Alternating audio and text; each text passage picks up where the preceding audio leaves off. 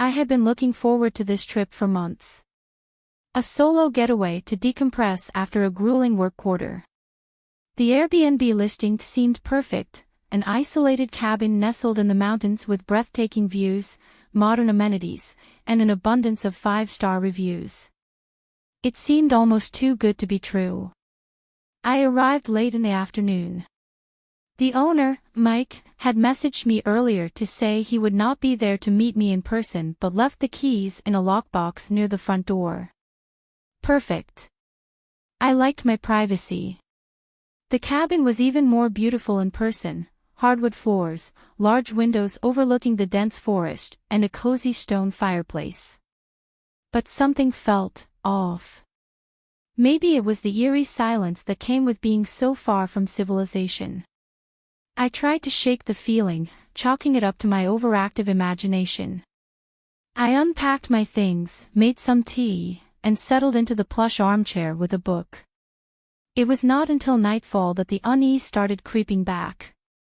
I felt watched. I brushed it off again. The large windows made the cabin feel exposed, but I had locked the doors and drawn the curtains. Still, that gnawing sensation refused to go away. When I went to bed, I noticed a faint red glow from the smoke detector above the bed. I did not think much of it at first, just a light to indicate it was working. But when I looked closer, I realized the smoke detector was not pointed at the bed but down at me. My stomach turned. Was it a camera?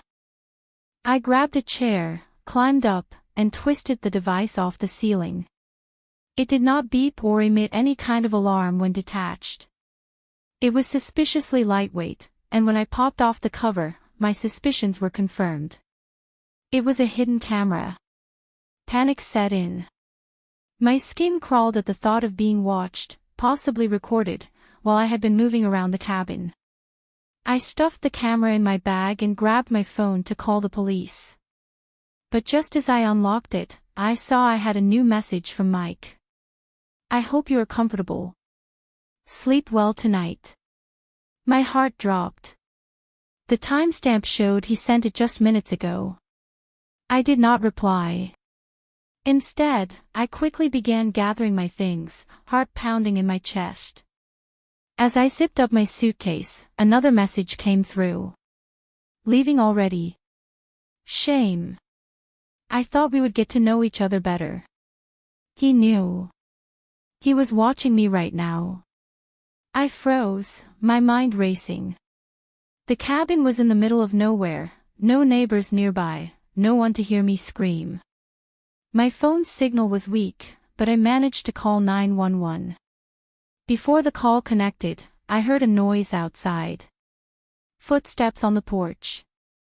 I backed into the bedroom and locked the door, clutching a heavy lamp for defense. Through the thin wood, I could hear someone trying the doorknob, then tapping on the door. Come on out, Mike's voice drawled, calm but menacing. We need to talk.